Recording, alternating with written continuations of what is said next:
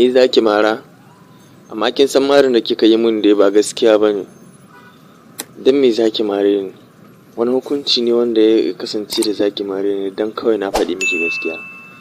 Ita gaskiya dama mutane na faɗi ɗaci gare ta, mummunan ɗaci ma. Saboda duk wanda kake ganin za ka iya faɗi masa gaskiya, to a lokacin shi kuma ba shirye yake da riƙon gaskiyan ba. Amma magana da na faɗi miki ita ce a bar nazari, ba wai marina ba. Oh no! Me yasa za ka ture ni? Amma wannan turin naka bai kamata a ce kai mun shi ba. Saboda ni ko a banza dai yar uwarka ce, kuma ƙanwarka ce ni. Kaga wannan duk bai kamace ka ba. Saboda ni yar uwarka ce ta jini, idan ka rasa ni kamar ka rasa kowa ne. Amma zan je in yi nazari akan maganar da ka faɗi min. Idan na yi nazari, idan gaskiya ya kamata in yi, to zan yi. Idan kuma bai kamata ba, za ma ka gani dai. Amma ni yanzu dai a haka ban lamunce ba.